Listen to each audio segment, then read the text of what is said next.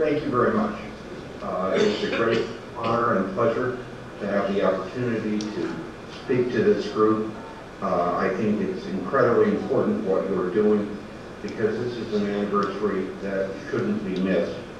Anniversaries, of course, are always events for looking back, but also looking forward. What happened 105 years ago is instructive in terms of what we ought to be thinking about now and doing now, and also contains some very important lessons about why what happened a century ago did not achieve the goals that people hoped for, and therefore the changes that we need to make in strategy and tactics that will allow this time around a victory for the non-Russian peoples against the Muscovite Empire. That is no small thing, and therefore having a session like this at which people with great expertise on these particular peoples and on this event more than a century ago can come together and talk. I'm an outsider, obviously. I've followed the North Caucasus for the last 50 years, and the Mountaineer Republic is one of the signal events that had the potential to transform that region and was defeated only because of the combined efforts of people on the right and left within the Russian political spectrum, and ultimately, I think, because as creative as the Mountaineer Republic project was, it was ultimately not big enough to counter the forces both of the Bolsheviks and the White Russian movement. For those of you who follow current events, that sounds awfully familiar, where the non-Russian peoples increasingly find themselves trapped between the Kremlin's point of view and that of Russian liberals, both of whom seem to be committed to rejecting the aspirations of the non-Russians. And so this coming together a century ago and again now is a very, very welcome development, and I congratulate the organizers and the participants for sharing, for holding this meeting and sharing their expertise. And I'm very, very grateful to have a chance to contribute my 2 cents worth from the side, because I do care very much about what happens. We have seen 2 failed efforts at the decomposition of the Muscovite Empire in this century, or in the past century, and it's very important that in the 3rd effort, the non-Russians succeed, because so many of them are now at risk of not surviving into the next century, given the policies of the Muscovite state. In 1918, when the Mountaineer Republic was proclaimed, it was both a tactic and a strategy. It was a tactic to bring together various peoples and the forces that they had articulated in order to present a barrier between the Russian north and the peoples to the south of the mountain crest. It was also a strategy for achieving independence and looking to the eventual dismantling of the entire Muscovite Empire. It's no surprise that this was immediately opposed, first and foremost by the Bolsheviks, but also by the White Russians. And I want to stress that because there's a tendency to see what happened to the Mountaineer Republic as being exclusively the result of the actions of Lenin and the Bolsheviks in Moscow, when in fact, had the Mountaineer Republic had the kind of support that it could have had, it was a different group of leaders of the anti-Bolshevik White Russians, it would have been entirely possible that the outcome of the civil war in Russia would have been entirely different. This is a This is a situation which the peoples of the North Caucasus and elsewhere find themselves again today. And I think it's important to recognize that, as one author put it, they are between two fires, and they have to navigate a very narrow path forward if they're going to achieve their goals. As we know, as the historians among us have pointed out, and we'll point out, both the Bolsheviks and the anti-Bolshevik whites played on the divisions that existed within the Mountaineer Republic. It was hardly a homogeneous movement. It was a remarkable achievement precisely because it was not homogeneous, because it stressed the possibility that these peoples could cooperate with one another on certain key issues while retaining their own specific national agendas. That's critical. There's a tendency to approach such issues as an all or nothing thing. Either all of the parts have to agree on everything, or it's irrelevant. In fact, I think what we should learn from 1918 is that it is when peoples can come together and recognize that they have two sets of interests, interest in common and interests which they can pursue individually, that both need to be promoted, and that the interest in promoting those individual agendas requires that they pay attention to the commonalities. I am convinced that the Circassians, the Banat peoples, the Dagestanis, and others in the region can only achieve their national, specifically national goals, if they're able to achieve their common goals, the dismantling of the Muscovite Empire. To the extent that there is an appreciation of that once again emerging in the North Caucasus, I think there is hope that this time around what these people are trying to do can succeed. This understanding sends a very powerful message.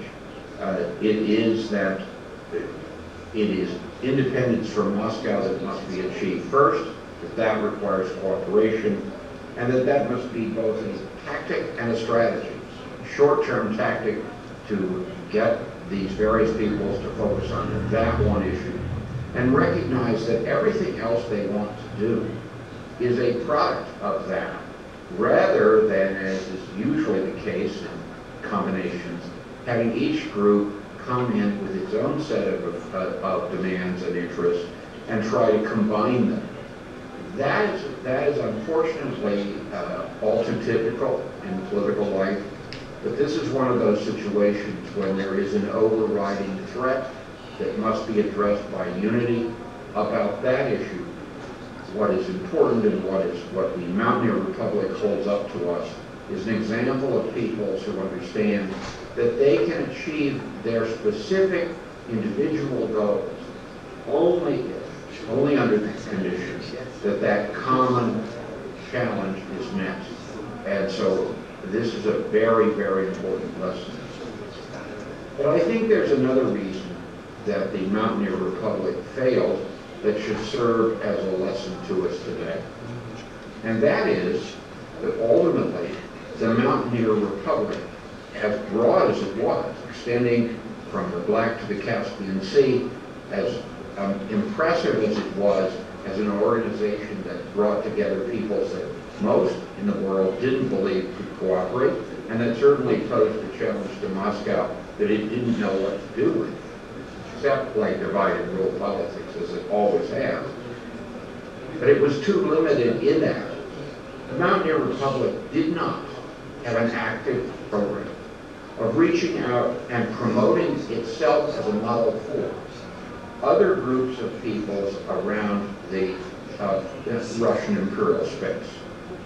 There were several, I'll come back to that in a minute, there were several that were important at the time, peoples of the Idel Ural, the peoples of the far north, numerically small peoples of the north, the Asiatic republics, and others. And what what did not happen in the Mountaineer Republic, despite an incredibly impressive set of leaders, was reaching out to those. There were communications and transportation difficulties that were simply, they were simply not able to overcome. Difficulties that I think now we can talk about overcoming, and therefore the model of the North Caucasus, the Mountaineer Republic, becomes important not only in addressing its own need to escape from the empire, but it also becomes the model for other parts of the empire to break away. And that in itself works back to promoting the ultimate goal of the Mountaineer Republic, which is to destroy the empire and escape on its own. Now, 100 years after the events of 1918, 1922, we see the same tasks, the same challenges, and the same dangers.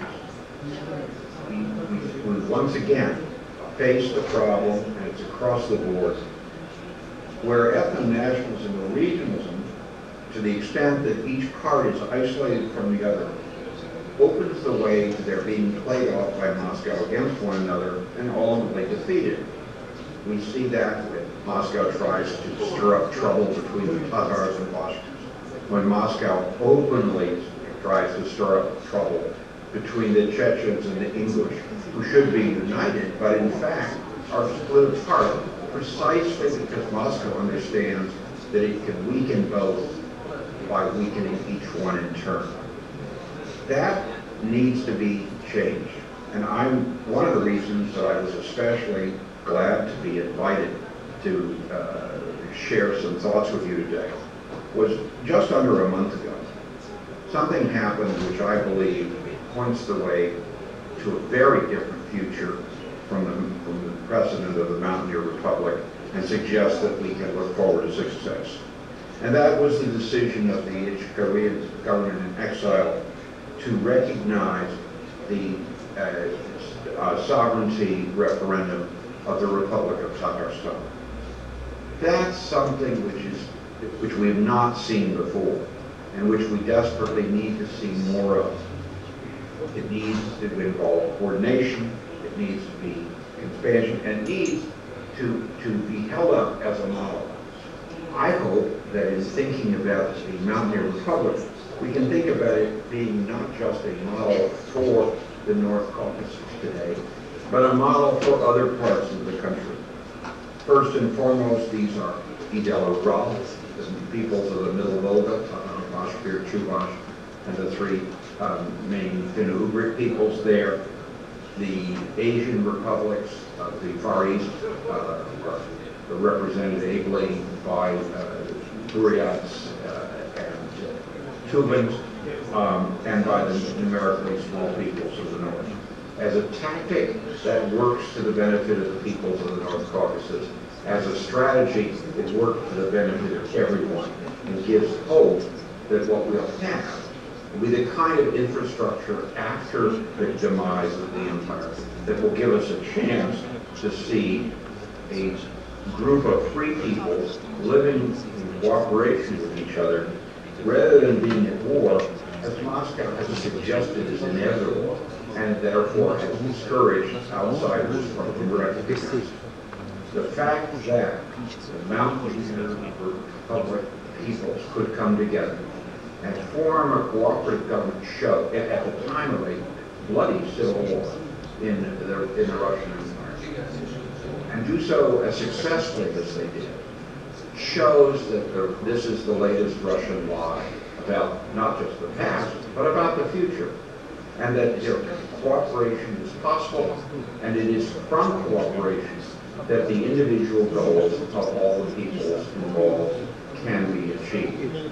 I'm confident that meetings like this one, more attention to the events of 1918 and where it got things right, and also where it got things wrong, can only serve as an object lesson to all of us who care about the freedom and independence of all the peoples of the empire, first and foremost the people who were first represented in the Mountaineer Republic. Thank you very much.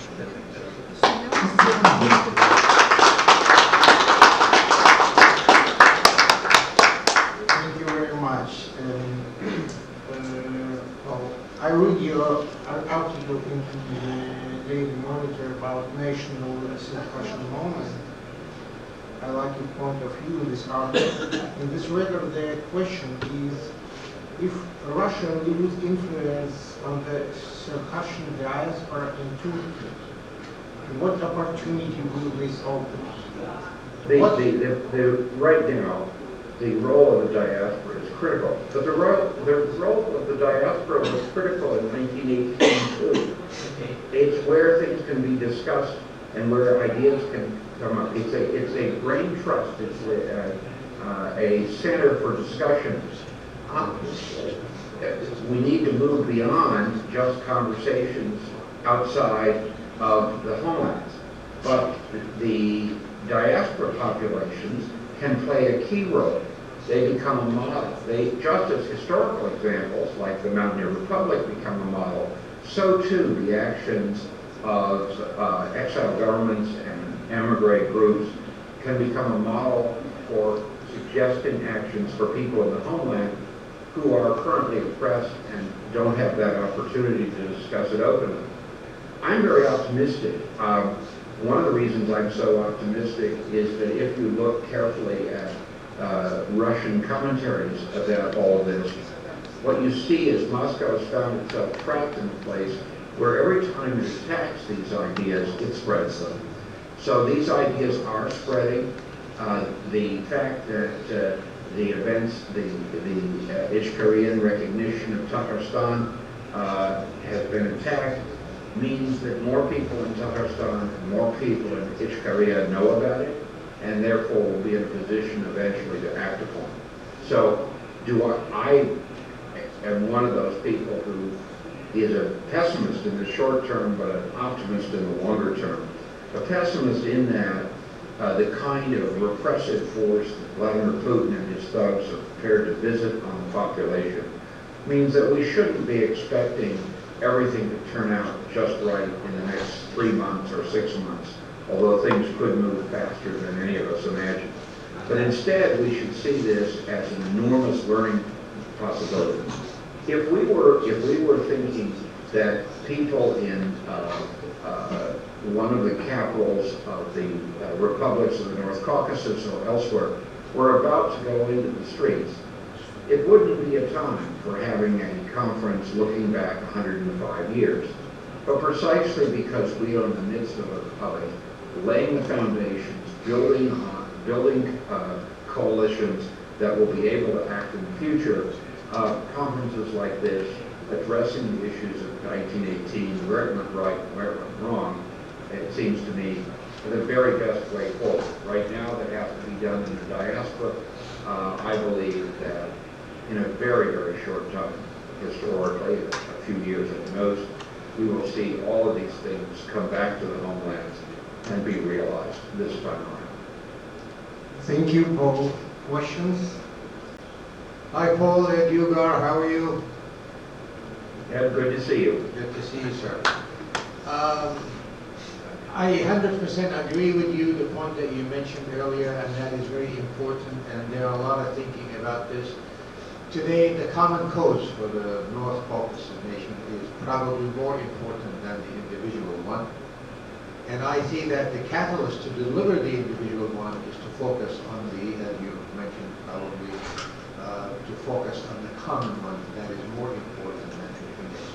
And today we see like more issues, more elements of this understanding of the common cause and agreement among different nations, and in particular the Chechens and the Circassians today, that the common cause now is becoming more of a focus for everyone else. But I also wanted to tell you that today in the conference there were many issues raised, and issues of a great interest, I think. One of which is that we wanted to see, I mean, we came to some understanding that it's strategically beneficial not only for Circassian, Chechen, and other nations of the Caucasus, but also for the West and the free and the world, the free countries of the world, to realize that the Caucasus is an important catalyst to deliver somehow or stop the recurring of the Russian Empire and the control of its existence in the Black Sea. One of which is recreating the coast of Circassia, supported by other nations of the Caucasus, for preventing Russia from reaching the Black Sea and the coastline of Circassia.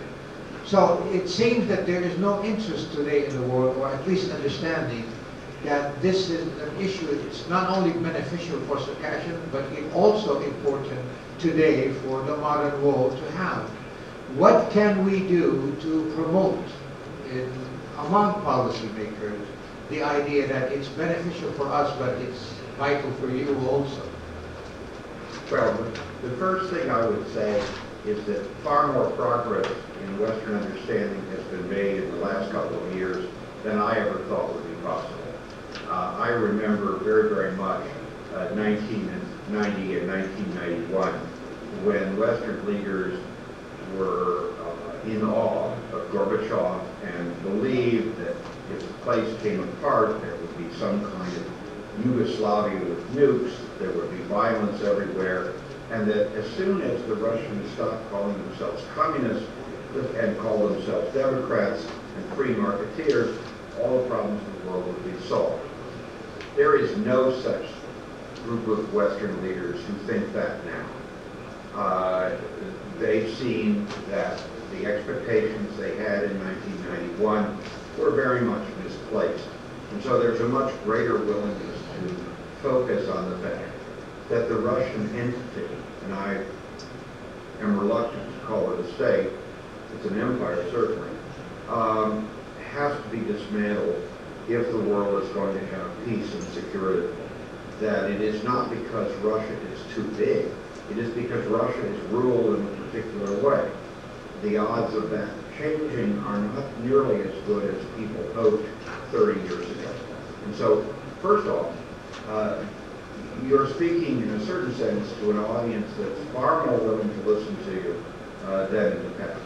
Second, I think there's a tendency when an individual nation or representative of an individual nation speak to think of that as simply a cry of one interest. I believe that much more can be achieved, and that's one of the reasons I welcomed this conference and was thrilled to be asked to speak, to participate in it. That when people speak in general, I would love to see a common démarche from representatives of all the peoples of the North Caucasus and all the peoples of the Middle Volga and all the Asian republics to Western leaders. I think that kind of thing will reinforce the evolving understanding in the West. What I guess I'm trying to say in short, in compass, is that